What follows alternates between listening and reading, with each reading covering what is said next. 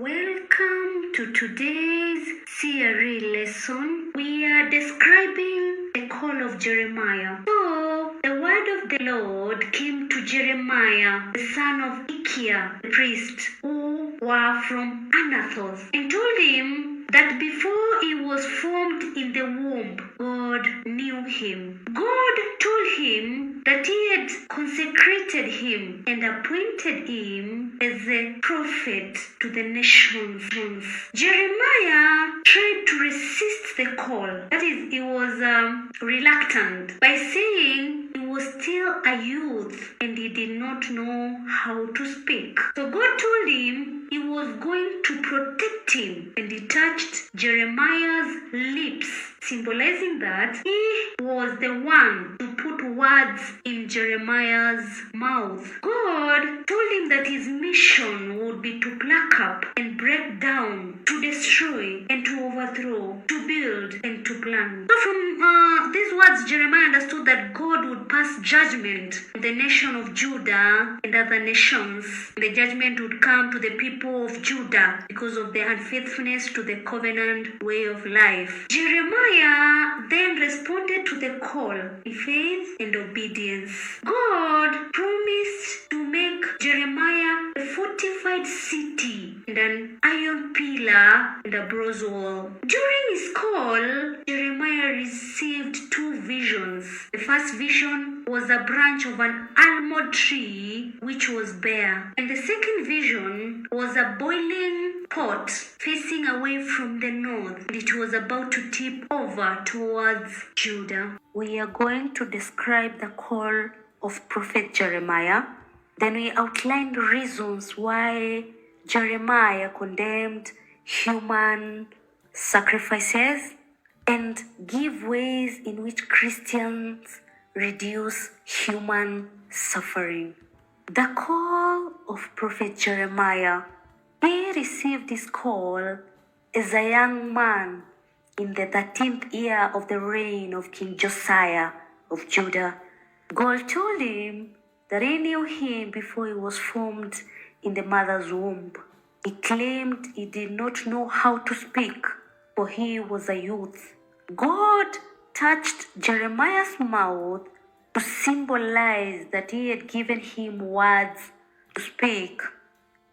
Jeremiah's prophecies would involve punishment and hope to destroy, uproot, build, and plant.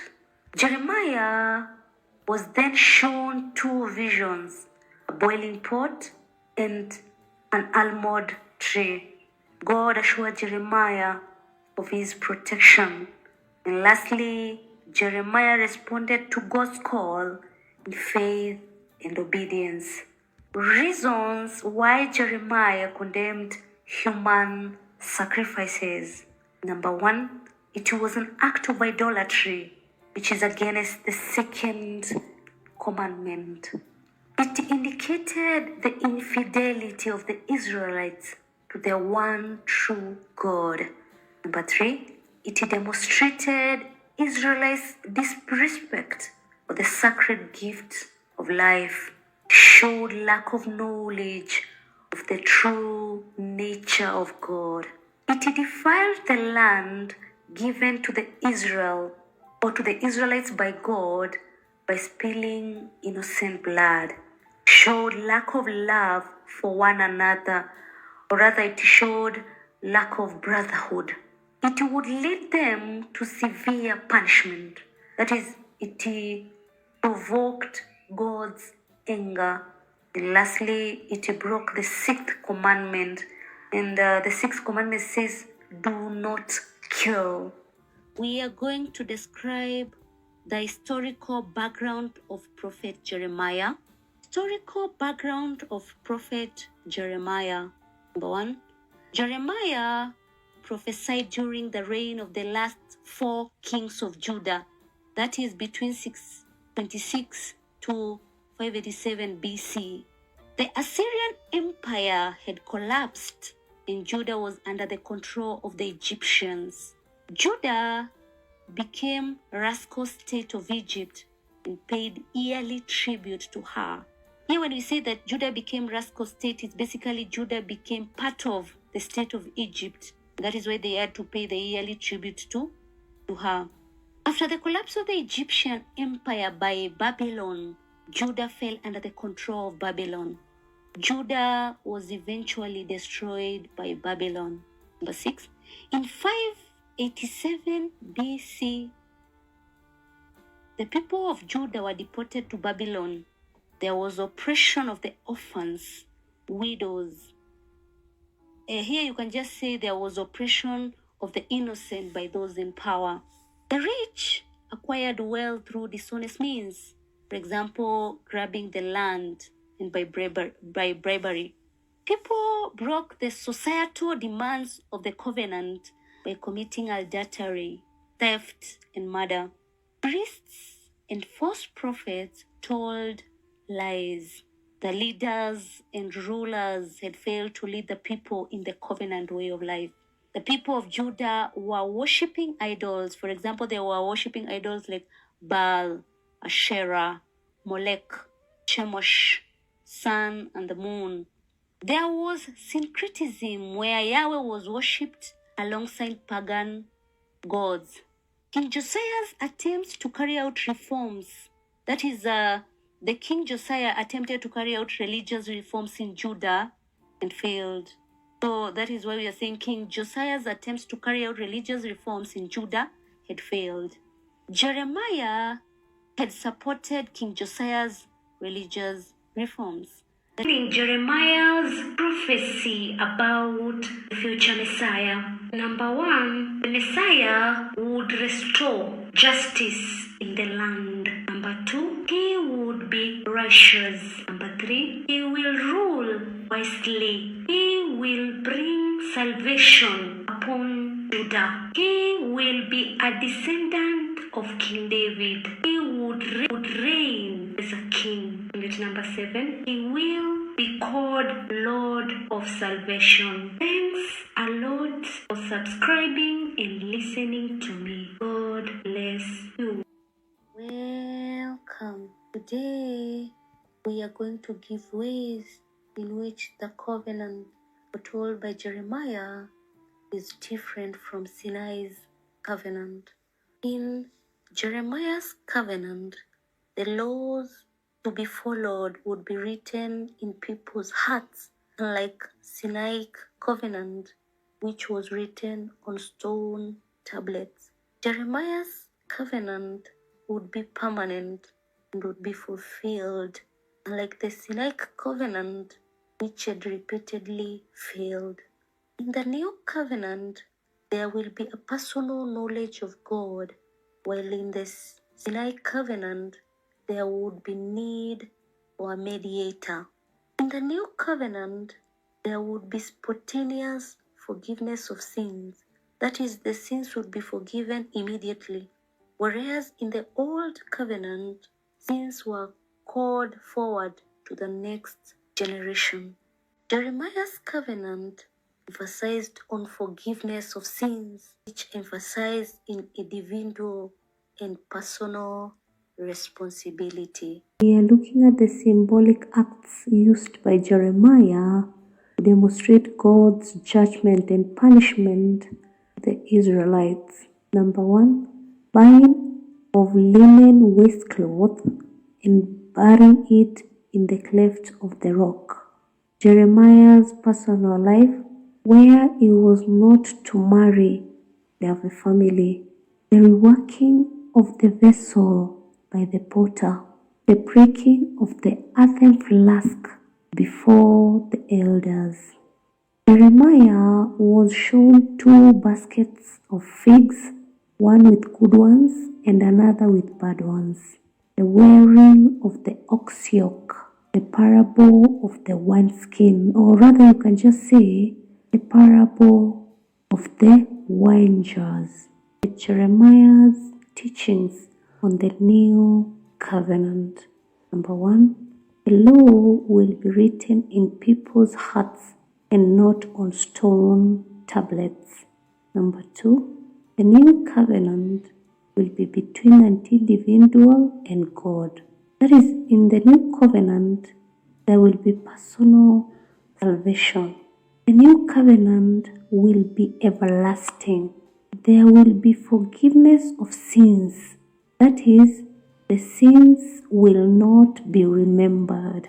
Number 5, there will be no mediators between God and individual. The new covenant would be fulfilled in the coming of Jesus Christ. And then number 7, there will be individual responsibility. That is, there will be punishment for those who sin. We are going to outline the characteristics of the Messiah as prophesied by Jeremiah. We outline the characteristics of the Messiah as prophesied by Jeremiah. We are going first to read Jeremiah chapter 23, verse 5 to 6, Revised Standard Version. Behold, the days are coming, says the Lord, when I will raise up for David a righteous branch, and he shall reign as king and deal wisely, and shall execute justice and righteousness in the land. In his days, Judah will be saved, and Israel will dwell securely. And this is the name by which he will be called. The Lord is our righteousness. So, the characteristics of the Messiah is prophesied by Jeremiah. The Messiah will be a descendant of David.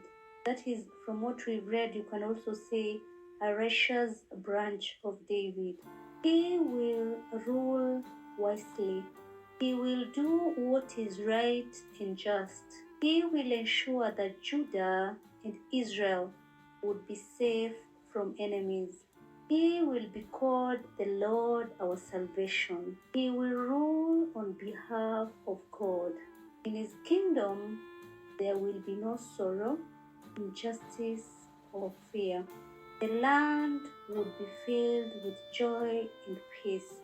Going to outline the significance, the symbolic act of buying land by Jeremiah, then we state Jeremiah's teachings on the new covenant, and lastly, we show how the new covenant foretold by Jeremiah is fulfilled by Christians today.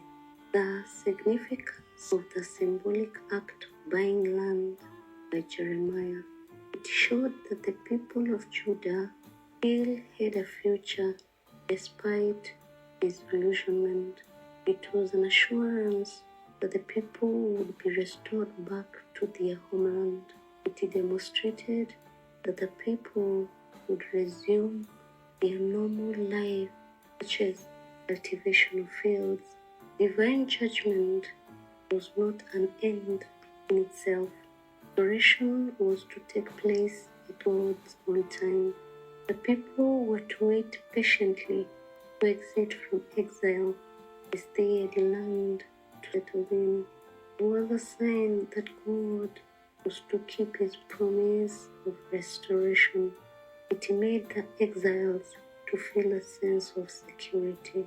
Before we state that Jeremiah's teachings on the new covenant, we are going to read Jeremiah 31, verse 31 to 34, Revised Standard Version.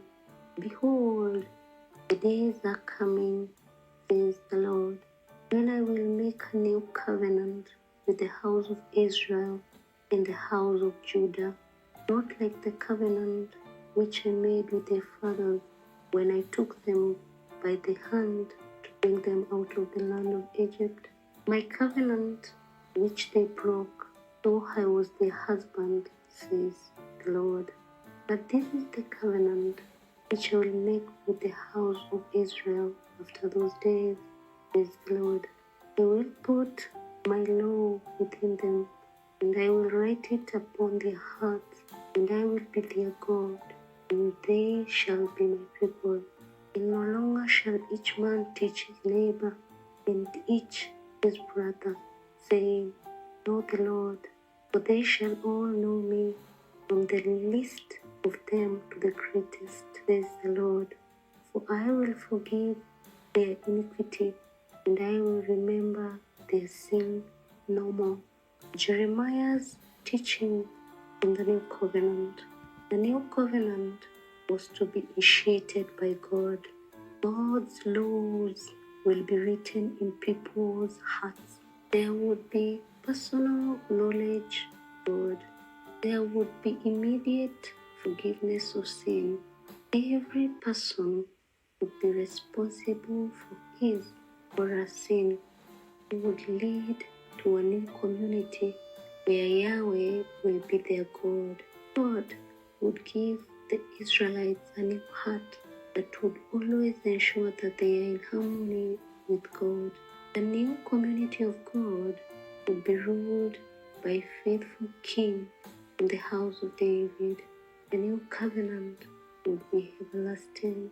God promised to be their God and them his people.